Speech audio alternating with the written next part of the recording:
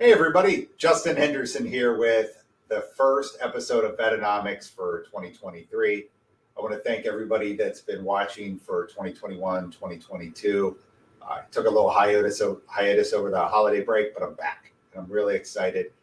Trying a new format here, listen to the people that have been watching about the hour or 45 minutes being a little long.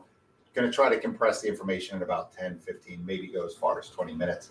But really excited about this report. Going to jump right into the PowerPoint presentation for today. Again, what I'm really excited about is we talked about, as we advertised this episode, that maybe preparing for a recession was a conversation to have.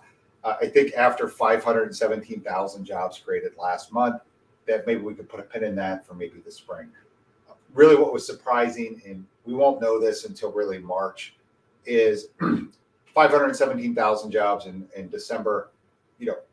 A lot of that, we don't know exactly how much of that was seasonal, and we'll see in the slides how much hospitality and leisure really did higher in December. And that just also shows that it could have been a big spike in seasonal hiring. And then we can flatten down in January numbers and get to really what economists are hoping for, what the Fed's hoping for is more that 100,000, $150,000 job mark. But in 2022, we made history. Veteran unemployment rate stayed between 2.7 and 2.4% the entire year, except for December. There was a big spike, 3.5%. But as you can see here in January, it dropped right back down to that 2.8%. And we're seeing that the unemployment rate's sticky, or the national is still at 3.4. And for an economist, that 3.5 or below, to me personally, is pretty much full employment. When we look at our labor participation rate, it's only 1 percentage point below when it was in February 2020. So there's that 1.3, 1.4 million citizens in the US that just can't retool themselves for the new economy. And that's why we have that 1 point difference. Also, what you're seeing too is early retirements, people in their 50s and 60s that were lucky enough to have the funds said, you know what, I'm just calling it a day. So we're hoping that this trend doesn't go down, because as a society, you need to stay above that 60% mark. But jumping into the next slide, we're going to talk about really where the hiring was. And like I mentioned, that leisure and hospitality really seems to give that little, okay, a lot of that was due to the holiday season and hiring. But you're also seeing education, health services continue to hire, which is, they've been strained for multiple years. The healthcare industry just posted record profits, so obviously have the funds to hire more, and we're starting to see that. And then government growth, there was a slowdown if you were following this last year, but we're good to see that. But really across the board, except for the spikes of leisure and hospitality, we seem to be getting back to the construction, the manufacturing, the transportation, warehouse, and just that steady eddy of hiring, which is what we're looking for. These big blimps, we don't want. We just want to get a steady growth. And I'll show you some other slides that I thought might be interesting. Was looking at the median year over year change in annual value, really what you're getting paid.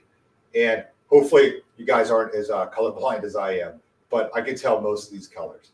And really what's interesting is you see that spike, the dip in leisure and hospitality, and then the jump up that we saw. And what that is COVID brought us indoors. So we went from this entertainment-based economy, restaurants, hotels, movie theaters, right? Dance Monkey Dance, to, hey, we're stuck indoors. So now we're a thing economy, buying TVs, buying technology, virtual reality, whatever we could buy, toys. And so as you can see, leisure and hospitality took a major hit. But as the economy reopened, as people started getting outside and spending that extra money that they'd saved up, there was a huge spike. And that's part of the reason we're seeing these hiring trends continue to grow, no matter what the Fed is doing, because you have so much pent-up capital that was saved over those 2 years that people are just spending it. We also saw, and we'll see this as we go through the next slides, but also we saw, I don't have it in this, but the credit use is going up. So as much as we're trying to slow down the economy due to available credit, people are still spending faster than we really need them to.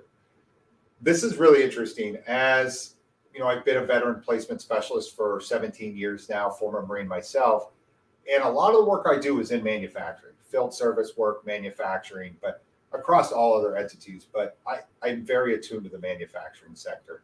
And it's not surprising that we see these output levels growing. Is when that COVID dip hit, a lot of these plants were emptied out, or they had to restructure their manufacturing floor to be COVID safe. And when they were doing that, they became more efficient and more effective. So you're seeing that, yes, the pay scales did go up towards the end of the year last year, but you see that productivity gliding right in next to it. So organizations aren't really in the manufacturing space here feeling that big pinch of higher wages because the productivity is following it, which is a good thing. That's what we want.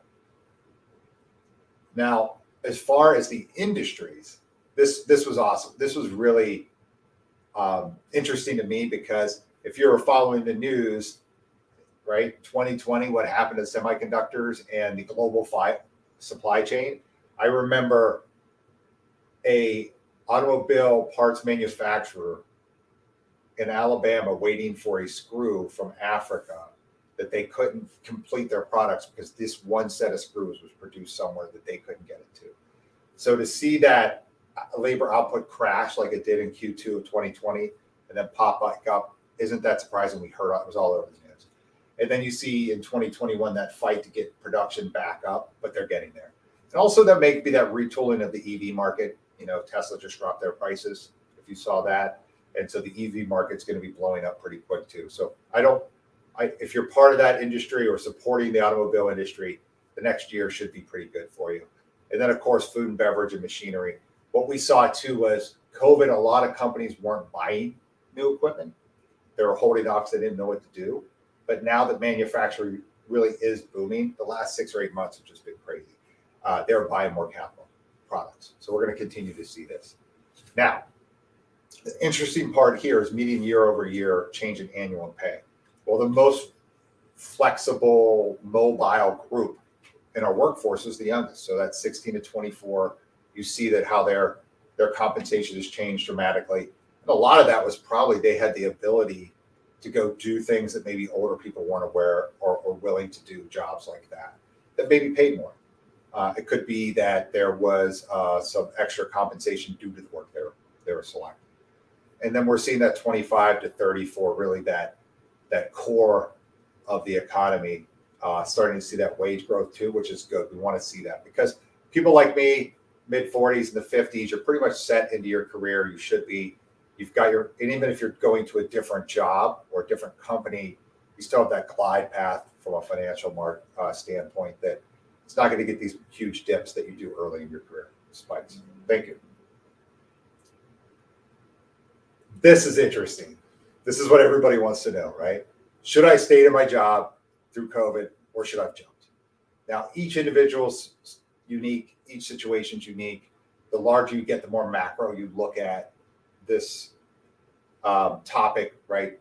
You're going to see it here. But from just a macro level, what we saw is the people that changed jobs earned more money than the ones that stayed.